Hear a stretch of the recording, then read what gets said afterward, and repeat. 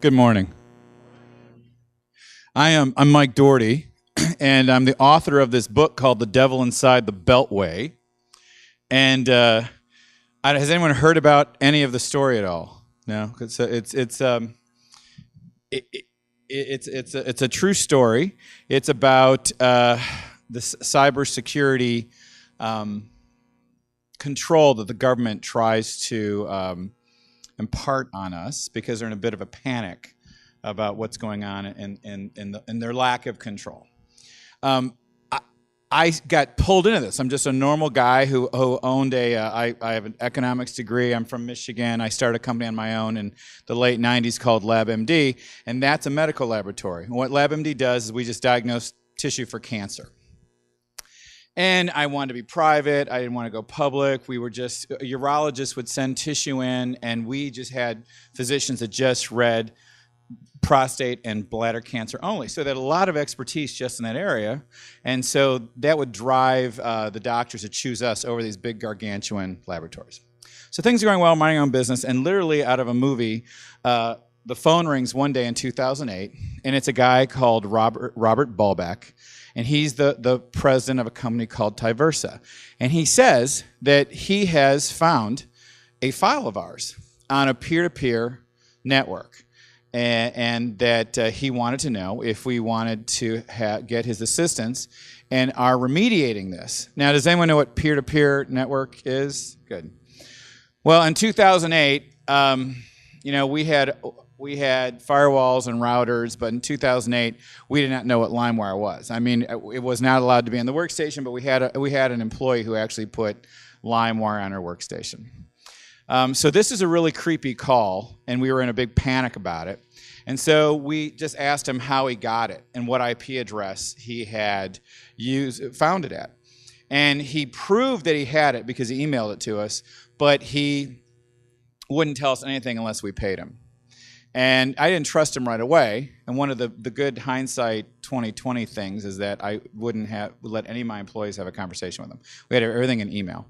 So the book starts out with those emails back and forth of just this sort of seductive, well, this is bad, but this is what we do, and we'll get you a services agreement, and we weren't going for that. So in the meantime, we went upstairs. It turned out to be a 1,700-page file with 9,000 of our patients in it from the billing department. It was just ouch.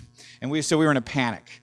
So I said we jumped on that workstation like it was a fumbled football because, like, what the hell are you doing with LimeWire on your workstation? And now I will tell you, we had walk-arounds. We had people inspecting stations. I mean, we just did not see it. And she was using it to listen to music. She had no idea that by inadvertently putting that file in a My Documents folder, every file in that folder was searchable by someone that would know the exact name of a file in there. So what happened was she had 950 files in there, 870 were music. But there was like 50 or 60 that were medical, but none of them had medical data in there it was all, sort of redacted out, like if you see a nude body on TV, it's kind of blurred out. So we said this one file, but it was the mother load. So this is the first dance back and forth. It's like, we just remediated it. We got rid of that file. We actually got rid of that employee. It was crazy making. And then we're like, okay, are our patients okay? We didn't find LimeWire on any server, any other workstation, nowhere out there. Anyways, this is one workstation, one LimeWire, one file. So then my staff started looking out through BitTorrent and any type of P2P network. We were looking, could not find the file. And when that happened, he called us and said, people are looking for it. So we had this crazy Big Brother feeling, like that's us looking for this file. Now this is 2008, okay? So if I tell people the story in 2008, they think I'm crazy. And then you get the conspiracy theory thing. And the lawyer's just like, look, just get away from the guy, make sure the patients are fine, that's it. So we remediate, we make sure it's fine, and he won't go away. And every email is a little more like the last email was, hey, did you see that Supreme Court Justice Breyer had just lost his personal data, and that happened through peer-to-peer, and don't worry, you're not alone, read the Washington Post. So at that point, we emailed him and said, don't communicate with us anymore, contact our lawyer. And in November of 2008, his lawyer did contact us and say, we're giving this to the Federal Trade Commission because this is patient information and your data security practices are suspect. So it was a really aggressive call. Now, still, I say in the book, I was in the stupid zone because, you know, we didn't have, being in medicine and or being a medical laboratory, all the people in the government of that side are former technologists, and it's pretty much, it's not like an IRS audit. We actually got along pretty well. And so I was like, fine, give it to, you know, call them up, no problem. And so 2009 was nothing more than just us looking for it and never finding it and just having this creepy sort of feeling, you know, because we're like, what are we supposed to tell patients if we were supposed to notify them, which we did not notify the patients, by the way, because we were supposed to say to them, like, this guy called up and says your stuff may be out. So we were just feeling uneasy, but moving forward. So in January 2010, we get a phone call from this guy named Alan Shear. And Alan Shear is a consumer privacy lawyer at the Federal Trade Commission, Washington, D.C. And he says, very cryptically, we have become in possession of a file of yours, and we'll be sending you a non-public inquiry letter tomorrow. And Federal Express arrived the next day, and it had a letter, 11 pages, single-spaced. And now keep in mind, my company, LabMD, has 30 employees. Okay, so and we're private. This is not Quest or LabCorp or the Mayo Clinic. And so an 11-page single-spaced letter from a lawyer, and these questions were so broad. So I thought the only thing to do to make sure the government's happy with you is fully cooperate, right? Because I was stupid. And I admit that now. Maybe I should say I was ignorant. But so we dump trucked everything, 5,000 pages, file, layouts. I mean, you know, the fact that we had 5,000 pages stuff to give, I thought would be rather impressive. And in the emergency glacial pace of the U.S. government, especially full of bureaucratic lawyers, we got a call back like 3 months later to have a talk. And I thought, because I was stupid, that they were going to be like proud of us and thankful. And instead, they were upset that we did not answer their questions. I actually thought they were upset because we made them work. Because we just bombarded so much stuff on them. So we're on a conference call with my lawyer and the FTC, two investigators, and I just hit the mute button and I said, I don't trust these people. And so I don't care what they say. Everything we have to get's in writing. Now, another background about me is I'm from Detroit. Both my parents were police officers in Detroit, and that's how they met. So my whole life was with police officers, judges, and lawyers, right? That didn't seem to matter to me, but now that I've been through this experience for 6 years, I think I sort of sopped that up as a kid. So I was skeptical and jaded early. And their behavior as investigators, I thought, was like the Keystone Cops. And they were almost stereotypically unprofessional and untrustworthy. So I never really encountered anything like this where I felt like I was in a TV show. And so, but still, we were like, well, give them what they want. So we had a couple more admissions, and then they wanted to fly us up to D.C. on our dime. So we had to go to Washington, D.C. in the summer of 2010, myself, my vice president, my lawyer. And this is, again, I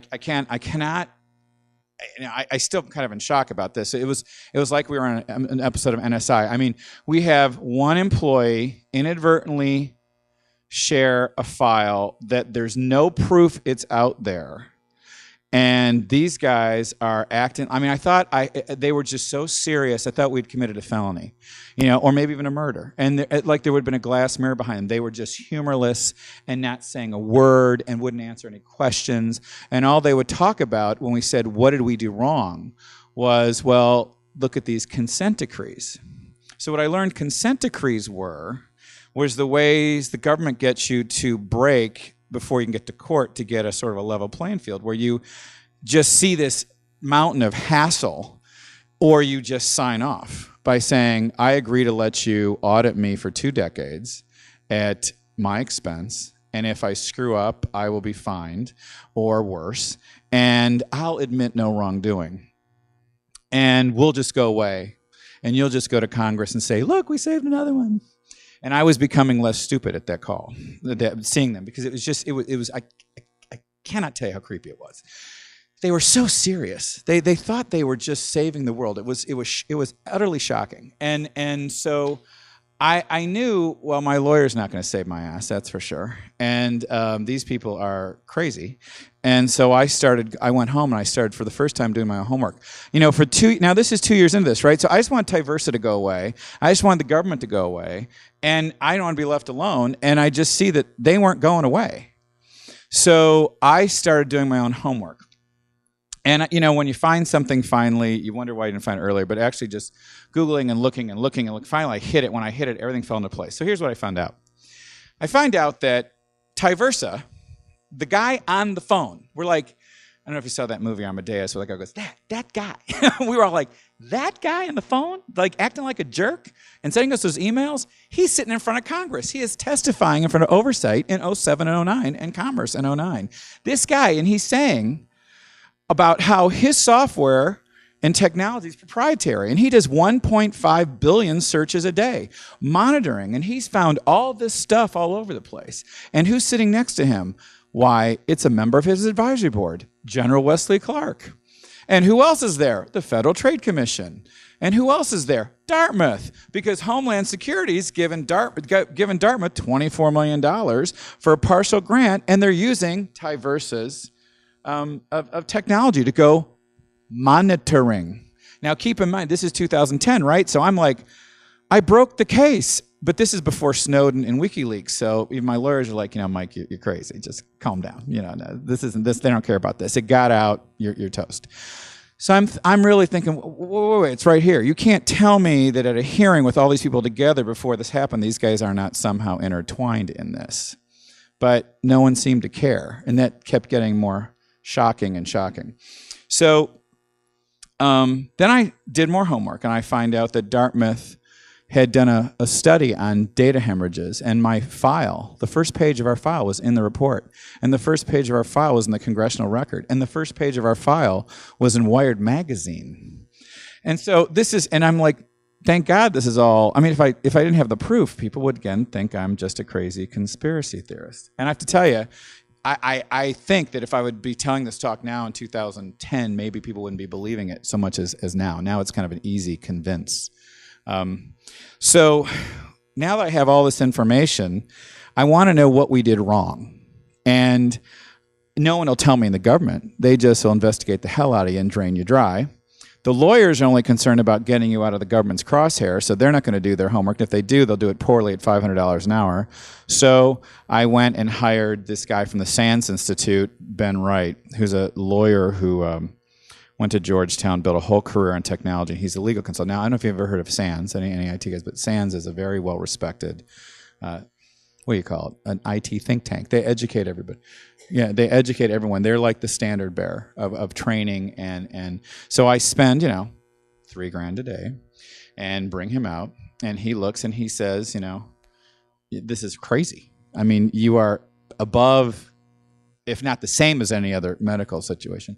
You know, nothing's perfect, but there's not even a breach here, you know, because a breach is to a non-trusted source. You know, this file's out to the Tyversa, who's working with Dartmouth, who's getting money from DHS. So who's got the file? The government and their minions. But we've done something wrong. So what have we done wrong? Well, the Federal Trade Commission says we violated Section 5. And Section 5 is what they're built to do, which is defend consumers from unfairness and deception. And they're saying that we were unfair by making it possible for this file to get out. Yet there are no standards, and there are no rules, and there are no examples. And they believe they need to have they should have the power to dictate this on a case-by-case basis, which is insanity. Now, I also find out that there's been no litigation, and every corporation up until me has just rolled over because the whole regulatory state is so insane that people just give up and leave. But I was in a lose-lose situation because I was the first medical clinic, medical laboratory, and I have surgeons that have no attention span. And if I just say, if one of my competing reps just says, hey, did you hear about LabMD? They've got data problems. They're going to find another laboratory. So we were dead already. So my choice was death and roll over and lose my balls, or death and fight and have a good time fighting back. So we decided to fight back. But we went to the next stage of, well, maybe if we're nice and cooperate, they'll realize that we're small and we're in medicine, and they'll just go away because there's not a single example of real harm. And then I find out you don't have to have real harm. You just have to have the potential for harm. So we were really nice, to the tune of like another 80, 90 grand for a law firm in DC that full of people that used to work at the FTC, which is another mistake because they still think they work there. And then we basically played nice to them, not to tick them off, until the end of 2011, when through all that sideswiping, they wanted a consent decree, which is the first point we said, no, we're not signing. So that's when the fun really started, because at this point I'm just so outraged that the government can do this. Now we have WikiLeaks at this point, so I'm thinking they've got bigger fish to fry, but we still don't have any Snowden examples. And so we go out and I change law firms, and I just start digging into showing how they've got the deck so stacked in their favor, and I want to show people, not tell them, by going through the entire process. So the FTC sends, let me step back a second, sorry. They sent this notice that they wanted to negotiate, and I said, I'm not negotiating anything. And before that, I set them up because I said, do you have everything you need? Yes, we do. Do you want to come to Atlanta and see the lab? No, we don't. Okay, suddenly, between that point and my no, they changed their mind, and they sent a CID, which is a subpoena on steroids. And they sent it, and they love doing this. They sent it like Christmas Eve. They love just before holidays. That's their favorite time to drop bombs, like at 4:30. And so I start figuring out how we're going to fight back to show people that they can make you sit for anything. They can drain you dry and rip you to shreds. And so, but I wanted to show people that, because if I just say it, I seem like an angry victim. And it was important for me to have people really observe it, not just listen to me yell. I want to show people. So I got a really aggressive law firm, and that was not afraid to tell the FTC no. And that is hard to find in Washington, D.C. And we asked them, you have to file a motion to quash. So we started playing the game with the intent of showing everyone the game. So the first part of the game is, okay, the FTC says I have to sit for subpoena. We say no, so we file a motion to quash. It goes back to the commissioners. It doesn't go to anybody else. So the people that send you the subpoena get to decide if they quash their own subpoena. That's how stupid this is.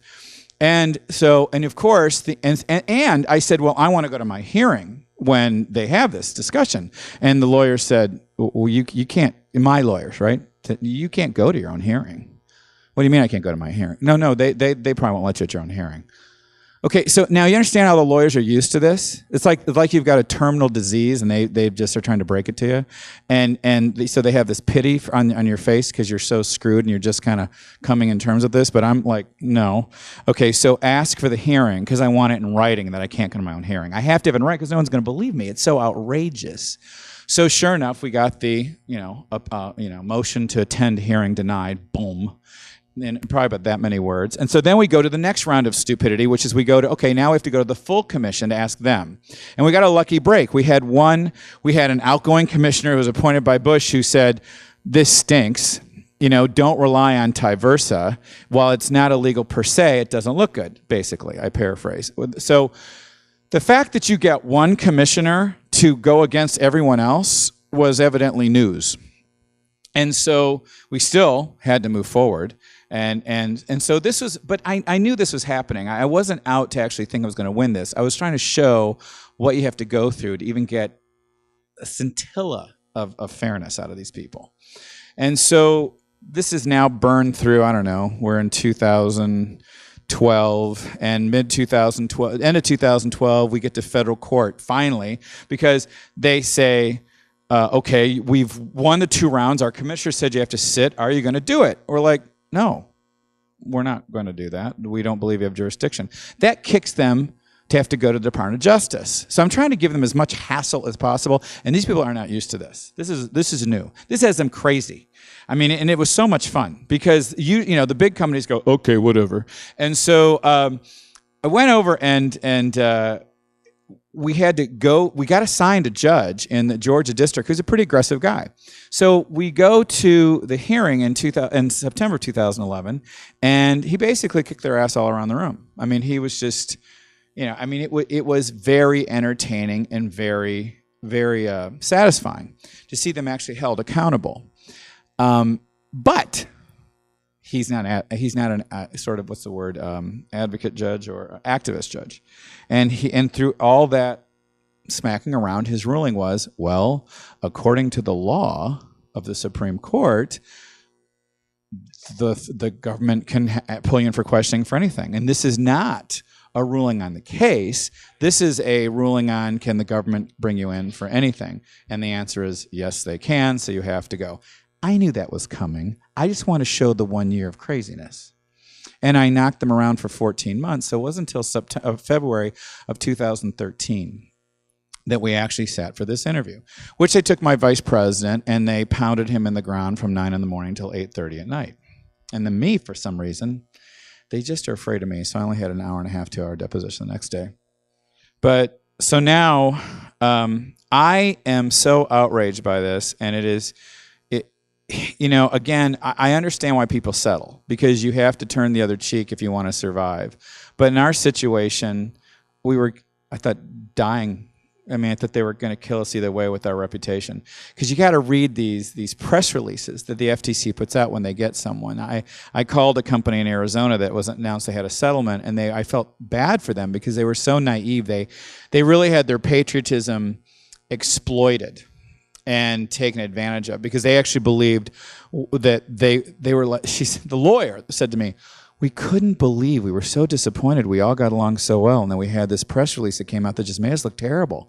And you don't know that you can negotiate the press release, and that's where they get you. They do head on a spike, because their motivation isn't to get you guilty.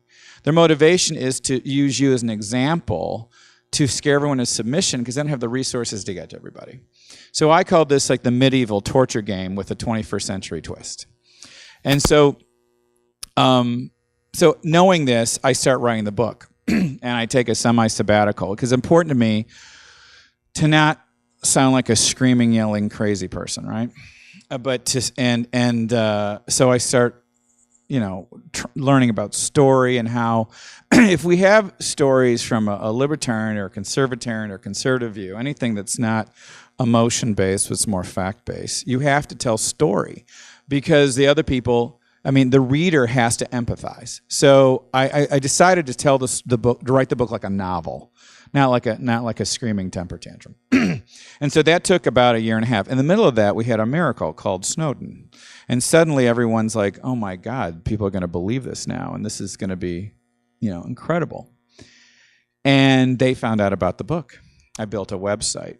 I put the devil inside the Beltway.com, and I had a book trailer put up there, and I started blogging here and there and tweeting and Facebook and things I've never, ever done in my life, because physicians don't find medical laboratories off Twitter and Facebook. And so I had to do all this new stuff. And suddenly I get a cease and desist letter from Mr. Bobek, because he just doesn't like what I'm saying about him. And FTC's not happy. And they decide, what happened in August of 29, August 29th, the book file was supposed to go to the printer on the 30th. And on the 29th, I was speaking in Orlando. First time I ever spoke. And they sued that morning. I actually was in bed, and I slept in a little bit. And the maid woke me up because she was trying to get in the hotel room. And so then I turned on every electronic, and my phone started dinging like crazy. And it was lawyers. And then my phone rang, and it was the Associated Press. And it was like, the Federal Trade Commission has sued you. Do you have any comment? And my whole thing is, yeah, this is awesome, which drove my lawyers crazy, because I want to show people what these people do. The things they do to citizens when they think no one's looking is crazy. And if you tell story about it, people give you the victim discount because they're just not sure. So it was important to me to show you the letters, to show you all the stuff, and let you decide. So I thought this was a great thing. Right at that time, I had been spending a couple years in Washington, D.C. getting to know people, trying to let them know, and not, again, with my hair on fire. I have a thing about D.C. where I say, if you want to empty a room quickly and you get and get people injured, just say, help me, save me, because they'll just run away from you as fast as possible. So luckily, because I didn't do that, because I didn't come in as a victim, and I came in more as like a teacher and an educator, I had built a relationship with this nonprofit law firm called Cause of Action. And Cause of Action was a government oversight firm built by these guys that used to work at Oversight. And so they wanted this case because most people don't want to go to the end. And I just decided I had to make it a game because there was no way. I mean, it wasn't my choice to get in the boat, but I had to be on the boat. So if I had to be on the boat, I might as well make it really fun, right? So I get to do stuff like this. And so, I mean, it's insane because people don't know who the FTC is. Data security is going to be a big deal. The FTC is no idea that Cause of Action is there. So they put out this scathing press release, and we hit them back with a scathing one 6 hours later, and off to the races we went. So the book came out on September 24th. It's called The Devil Inside the Beltway, the shocking expose of the U.S. government's surveillance and overreach into cybersecurity, medicine, and small business. And I tried to have Americana. Had to go to Germany to get this done, by the way. I fought with this person in Oregon, and she could not get it right. So this beautiful German artist in Hamburg did this. And then I wanted one red eye, one blue eye. I'm trying to make this nonpartisan. And this is back, when Obama had Teflon. So this was, you can't criticize the Obama administration. We can't have that. And so it was just a long uphill battle, I thought. So that came out, right? So, but before it came out, 3 weeks before, Mr. Bobick sued me for slander. And he just got all upset and has sued for defamation. Which is what do you guys know what the Oscar Wilde story is about how crazy it is to sue for defamation? Because if you got all these secrets you don't want to come out, you don't sue someone for defamation, right? So Oscar Wilde, people didn't know he was gay, and then he didn't want people to know, and then he sued, and then it all came out. Well, the same thing with Tyversa. When you sue someone for defamation, that's the First Amendment. And for number one, public figures or partial public figures aren't protected from those defamation issues. And here's this guy in front of Congress, on television, in the newspaper, on the Today Show, but he's suing for defamation. So this was we thought this is pretty interesting and good, because then we'll have a lot of discovery and be able to get in and see what's going on. The FTC comes pounding to the scheduling conference with the judge. Is anyone here a lawyer? There's most of these, they have scheduling conferences, and there's not one lawyer. Usually they send one or two people to schedule, because you just meet with the judge on the other side and go, what's our schedule? So the Federal Trade Commission sent 20 people as a statement. Boom, boom. I call it remember when the Iraq War started and Bush said shock and awe? I thought this is their shock and awe. And they're just going to pound us down. And then their subpoena list was 40 people to depose. They deposed vendors. They deposed employees that left the company in 2006. They deposed doctors' offices. They deposed IT vendors.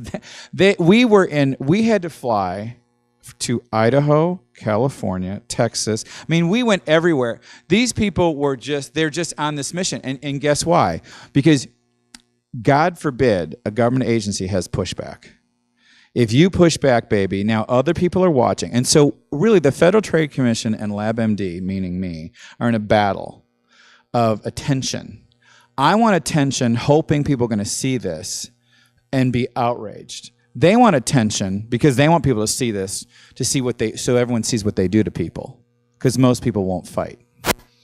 So now, in our fantastic legal process that drains everybody dry except the lawyers, we start going through, And the Federal Trade Commission, I keep learning all these surprises. The government, Congress has empowered agencies with a complete separation of powers. They have their own court system. They're self-policing, self-rulemaking, and they have their own courts. So they choose to sue me in administrative court, and because the Congress allowed them to make those rules, there will be no judicial intervention. So again, here's another big. You wonder why people settle. You wonder why people go to court. I mean, I look like the crazy one, and guilt and innocence is absolutely irrelevant. It's who wants to fight this. And so we go to administrative court, but the book had an effect. Now, I wish the effect of the book would have been. It got great reviews. It still's getting really good reviews, but it's not on the New York Times bestseller list, right? Everyone wishes it would be, but it did work because it got Bobbick so upset that I had one of the guys inside that worked for him had a crack of conscience. I mean, suddenly LabMD became the face of a victim of some nefarious behavior by that company. And while I always felt it and knew it, I couldn't prove it. And so like a Grisham novel, I was at a Thai restaurant about 2 months ago, and the phone rang, and it was a former employee of Tyversus who was on the phone anonymously at first, and his name is Rick Wallace. And he is, he's nervous, he's scared, he thinks I'm going to jump him, he thinks I'm going to attack him, sue him, call the cops.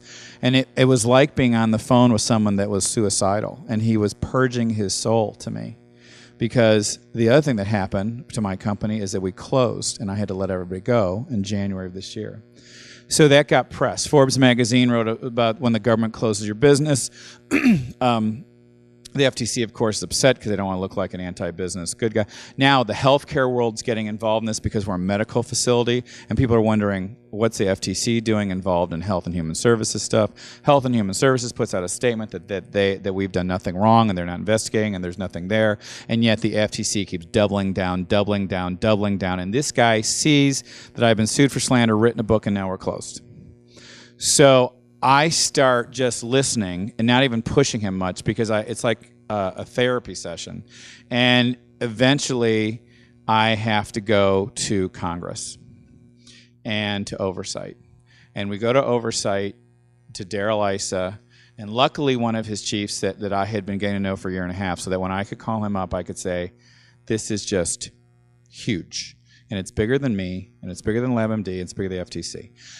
And so he had gotten a surprisingly generous offer for a separation package, which shockingly had him shut down from talking to anyone any which way but Sunday. So once he signed that, he was afraid to talk, and he disappeared again. It was like he'd come and say stuff and they'd disappear, and he'd come. This went on for like weeks. And what we're trying to do right now, as we speak, is get immunity for him. And so now my surreal life, and I'll read you the letter that came out of Congress, and then I'll take your questions and stuff. But, and I hope you guys are following this so far, because the visual got screwed up. Sorry. So now what I've learned is the oversight committee, to give someone immunity, which they have not done in years, needs a 2/3 vote. Well, I'm sure you know right now how close the Dems and the Republicans are on oversight, especially after the IRS hearings this week. So there's not a lot of friendliness on either side.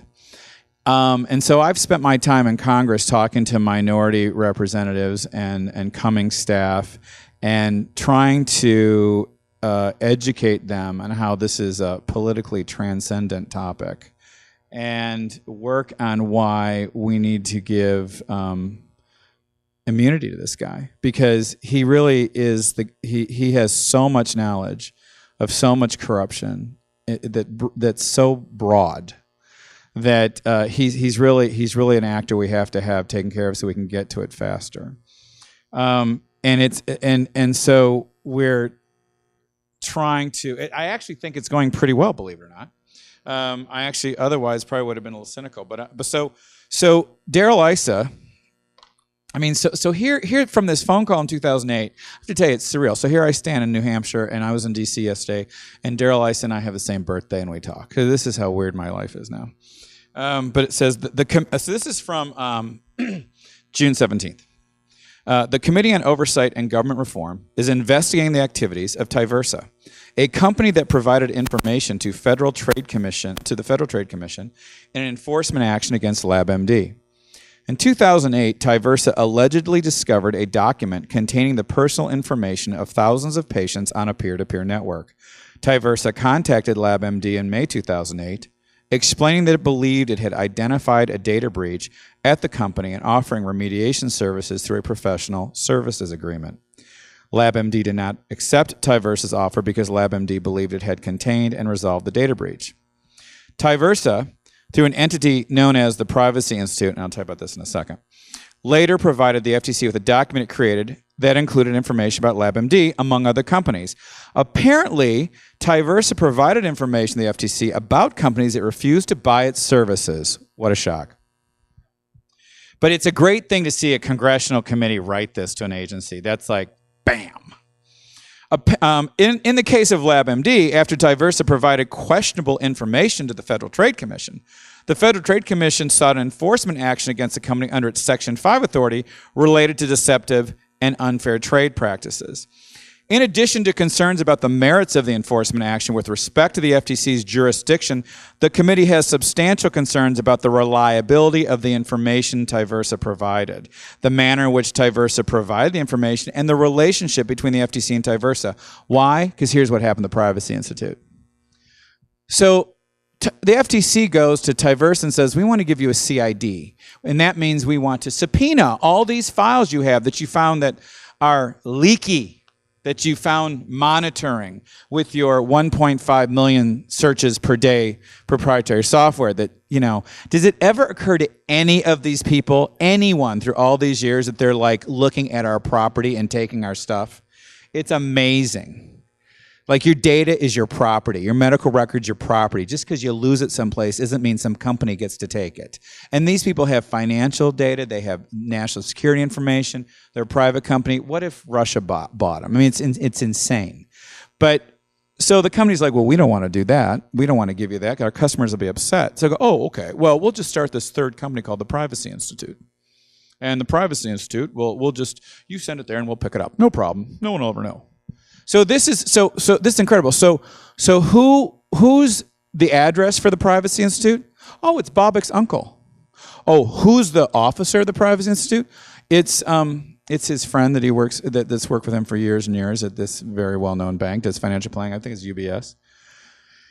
And they're all fine with that.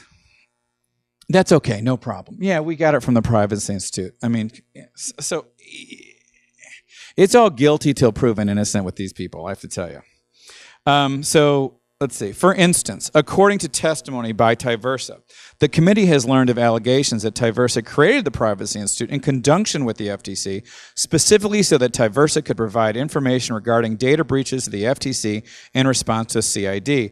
The committee's also learned that Tyversa or the Privacy Institute, here's a shock, may have manipulated information to advance the FTC's investigation. If these allegations are true, such coordination between Tyversa and the FTC would call into account the LabMD enforcement action and other FTC regulatory matters that relied on Tyversa supplied information. Daryl Issa, and it went to the Inspector General for the Federal Trade Commission. The possibility that inaccurate and this is public, by the way, and if anyone wants it, I'll be happy to email it to you. The possibility that inaccurate information played a role in the FTC's decision to initiate enforcement actions against LabMD is a serious matter. The FTC's enforcement actions have resulted in serious financial difficulties for the company. Additionally, the alleged collaboration between the FTC and Tyversa, a company which now has admitted that information provided to federal agencies and entities, including the FTC, may be inaccurate, creates the appearance that the FTC aided a company whose business practices allegedly involve disseminating false data about the nature of security breaches. So the committee seeks to understand the motivations underlying the Tyversa and FTC relationship. So, I mean, that's where we stand. It's like a movie. And actually, Clint Eastwood finished the book 2 weeks ago, which is pretty cool. But So where we're at now is we're just negotiating for immunity to blow this off, because I assure you this is bigger than a little old medical laboratory in Atlanta and an overzealous FTC lawyer. Which, by the way, I will happy to say, he also named in that letter. He named the 2 employees he once looked into as well, because I say there's Republicans and Democrats, and then we have bureaucrats, and these bureaucrats are friggin' dangerous. They are not held accountable. They are zealots. They think they're saving the world, and our civil rights are just, a nasty inconvenience they're happy to jump over. And with that, I'll be happy to take any questions, sir.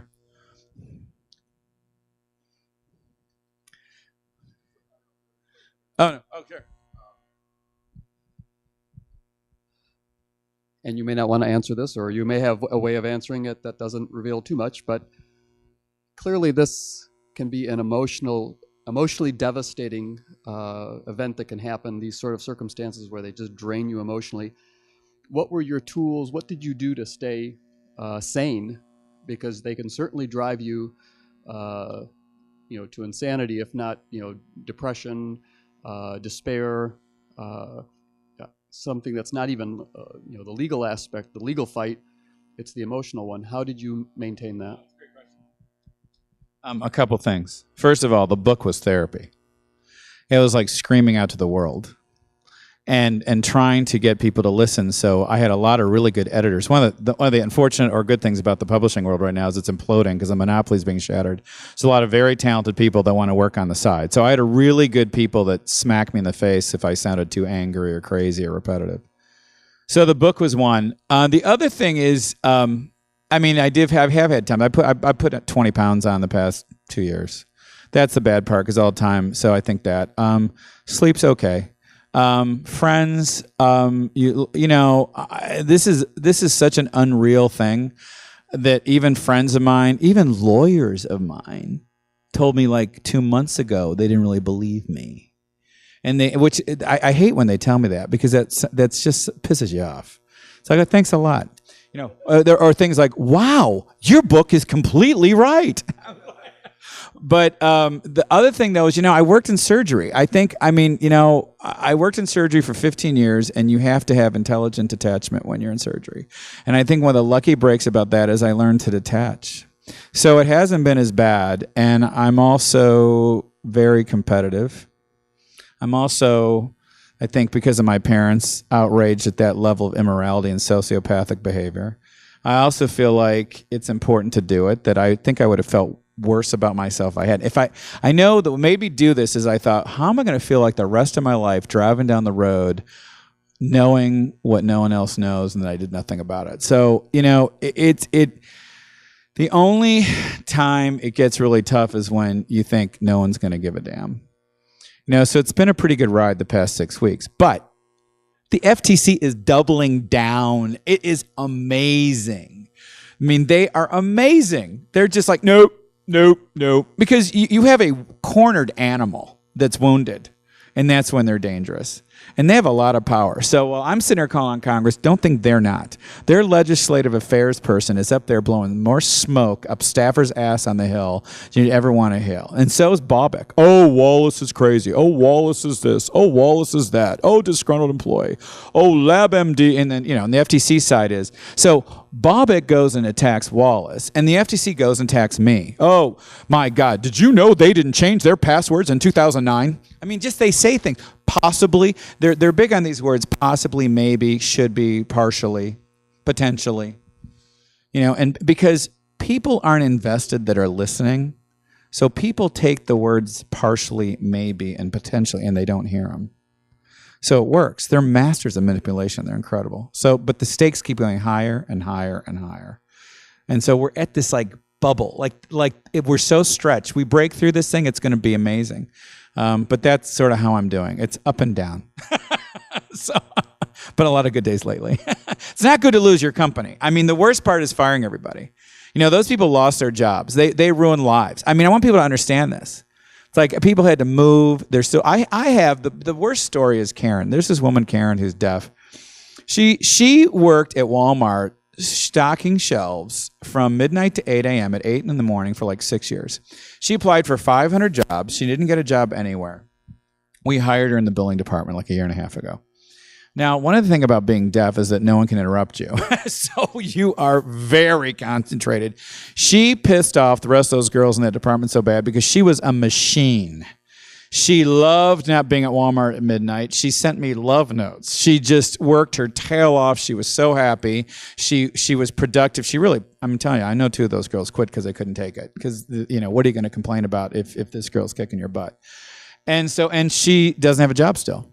She doesn't, she still is looking, and she had such a hard time taking it in, because when you're deaf, you don't get the information as quickly and you get more confused, and it's very flooding. So, in January, I didn't want to ruin anybody's Christmas. So when we let everybody go, I did it, even though our last specimen was taken on the 10th and we closed about the 15th. I didn't tell anyone until about December 30th or January 3rd or something like that. Just because I didn't want, there was no point and I don't know. I just want to do it. So, and she was just very confused and very anxiety ridden, and more so than anybody else. And those are the type of things, these lawyers in the government who just, they also numb themselves to the carnage they wreak for the greater good, And the judge said to them, we've been in court, we've been in federal court. We just keep, cause of action keeps suing the crap out of the FTC. We just keep bring him into court, bring him to court, bring him to court. And Judge Duffy, once again, we got him again in Georgia, and he ruled again that he could not intervene yet, because it's the law that until the administrative process inside a government agency is over, the judicial system cannot intervene, which, I call that run. And in the press, I've said that is run the prisoner till they drop dead, so we don't even have a prisoner to take to court. And so, but he slammed them big time. He said to the Department of Justice, is like, you're supposed to protect consumers, and what I see is you've got one less cancer detection center on the map when that's what we don't have enough of. So anyway, thanks for your question. Anyone else? I have books. I'll be happy to sign them. I've got 16 that I'll be happy to give to you. And it's on Amazon, and it's on Amazon and ebook and hardcover and softcover and audio if you're on a long road trip, and Barnes & Noble and my website. I think the most important thing is if anyone's involved with cybersecurity or healthcare or, any kind of government overreach stuff, this is the important story to let people know. And I think, it's interesting how political this is. When you're so close to this, and it's so severe, and yet now the next game is, well, are we going to be able to transcend the fight between the Democrats and the Republicans and get a committee to move forward together? Because to do this, we need 2/3 of the committee, not just the Republicans. So that's the task of the next couple of weeks. I'm actually pretty hopeful. I've spoken to them. The Democrats have been very engaged. They've been very professional. They have asked really good questions. They have been credible. It's interesting to see the dynamic from the inside. So, I really have had a shocking, amazing ride, but it's been pretty good. But I'm not going to like it if we don't get the immunity, because I think we all need to get on a much grander scale. Oh, the other thing I would say is, so the media has been really interesting about this, because the media really hasn't picked it up. And here's what I've learned about the media is, it's not so much liberal bias, I don't think. I think that the investigative reporter does not exist anymore. I think that just the advent of Craigslist and the loss of the revenue has just annihilated, investigative reporters. So there's not that many there. So what we have are just people that want sexy, dirty laundry. That's it. They just want sexy stuff. And so it'll start getting sexy. If this pops, we'll have a lot of sexy, and then it'll be on the news. But until, it really hasn't been. It's been the Journal. It's been a lot of law journals. Healthcare, but it's about to. Okay. Yes, sir. What is the likelihood, because I'm aware of corporate espionage, do you think that this may have been like a corporate sabotage where it got set up by a competitor to put you out of business? No. I don't. Although ISA used the word corporate blackmail, meaning Tyversa blackmailing me. So in that instance, that was his words. I don't. In medicine, we're not like that. I mean, it's like that was the reason he was so appalling. It was like I know this might sound crazy, but there's always 80-20, maybe even 90-10. I mean, in any industry, you've got crappy lawyers, good lawyers, crappy doctors, good doctors, and I mean, we just, we're forced to all get along in laboratory medicine. We don't do all tests. I mean, we have total competitors that do a test, and when our doctor needs it, we send it over there. So you don't put patients second in front of money. That was the immediate, like, boy, this guy's an outsider. I mean, what is this? I'm not telling you how you are. We got your patient data to you. I mean, that's bullshit. So no, but I don't think so.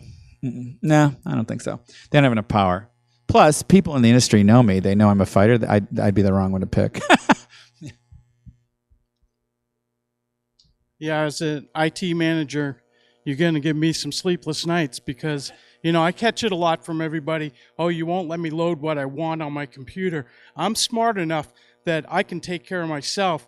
And this just goes to show you anything can happen, and you have to do what you can to try and protect the company and protect yourself. Because the employee that installed it, we don't know where she is. And this is what's incredible is the government has done no, like they said in their court hearings, their expert witnesses said, well, it's out in 4 different locations because Bobick said so in a deposition. That's the depth of their research on their evidence. And so it's insane because through the strength of the federal government, they can't find the employee that I fired. So everything's, they're so used to not being held in a public forum or a truly judicial level playing field. And they've got the power to kick and scream and drain you dry so you don't get there. And their big surprise on their end is I've got cause of action. So this is a much bigger issue. So we let everyone know and get to court. But also, it's a hell of a lot of fun. Because no one's done it. And that's the type, you read the book, people read the book and they're scared to death because look what this one woman who didn't know what she was doing. She just wanted to listen to music because it turns out she didn't have a computer at home and she knew she was breaking policy. It's in every handbook, training, all that right stuff was done. Amazing amount of documentation actually for a 30-man company. And still, boom. And so it does, and that's crazy as the government goes after victims. Anybody else? Yes, sir.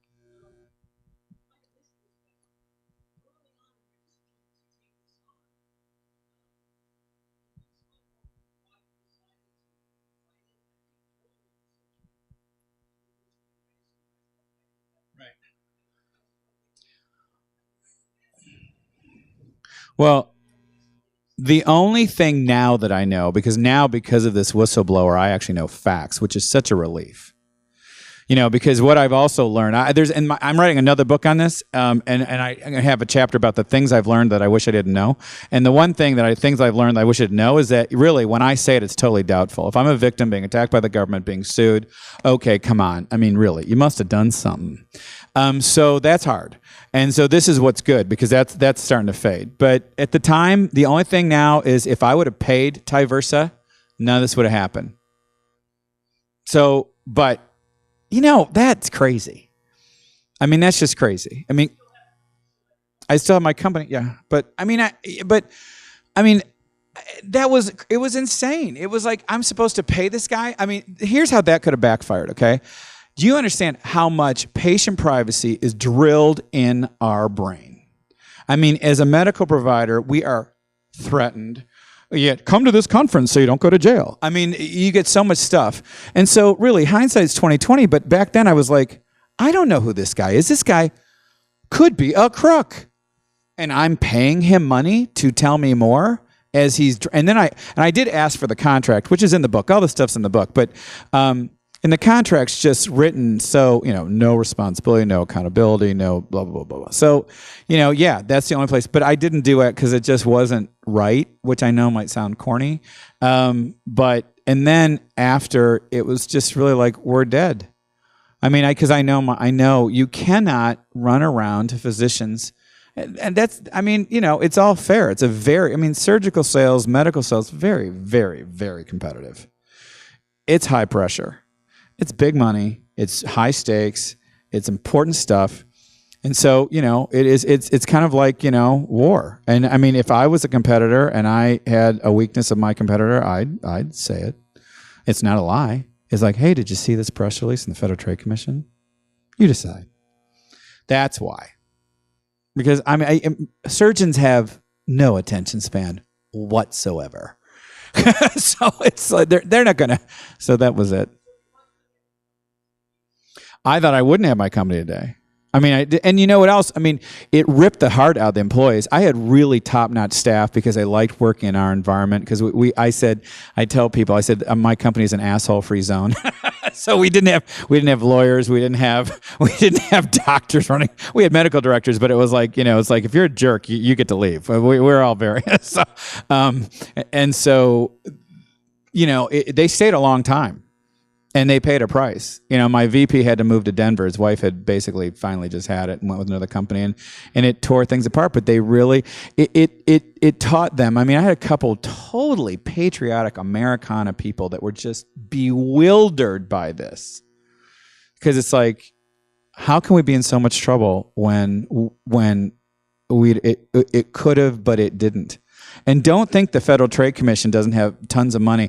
They inspected every single patient. They couldn't find one incidence of injury. Not one. And they looked. And they tried to get all these other agencies involved, and they all turned it down. So that was the turning point, and I really, you know, I can't guess a parallel world, but it was, to me, it was death either way. I'm sorry, your question?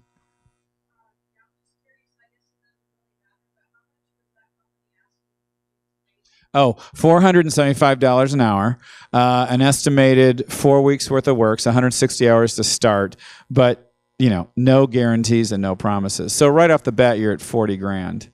But, you know, you got to understand, it's like there was not any trust there. Like, I mean, come on. It's like, hi, I want to hire you to remediate. Can you tell me how you got? No. You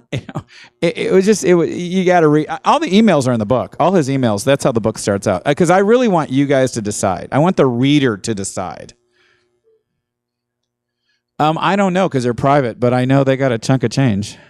From what I don't think so now. I don't know. But I do know, I was told, like, they have their sign, their name all around the inside of the Pittsburgh Penguins Stadium because they're a Pittsburgh company. And they bought a building downtown. And you can see them on TV. I mean, it's just, you know, it's amazing stuff. Anybody else? No, good. I mean, it's okay. It's just, I'm not really a victim. I mean, I think my employees are victims. I think the doctors are victims. I think the patients are victims. It hasn't been easy, but, right. Because I'm having such a good time. I mean, I'm really screwing with them, and they deserve it. And I'm not talking about Tyversa as much. Tyversa will fall in, but I'm talking about the bureaucrats. I mean, you know, when someone's kind of a con artist jerk, I mean, you know, no bit shock there. But when you are posing to save the consumer and you're pulling this crap, my gloves are off for them. They're just terrible. No. Oh, no. Their reputations. No, these guys are very practiced. Oh, it's 11 o'clock. These guys are very practiced at bullying you. I say intimidate. Bill Lambier used to have this thing, intimidate and dominate. I'm a Pistons fan. It was like, and they are intimidate and dominate. And so what we want to do is pull them out of that comfort zone of bullying you where they've never been before. Litigation, fair court hearings, outside. That's where we want to get them. So they're kind of outside their comfort zone. They can't believe it because they're so used to getting away with it. So no, they're not going to do this is an ego game. It's a power game. You know, this isn't about WinLabMD. This is about not losing our power to intimidate everybody else. And I want to teach everyone else the handbook on, you know, hitting them back. So it's amazing. Thank you very much. Thanks.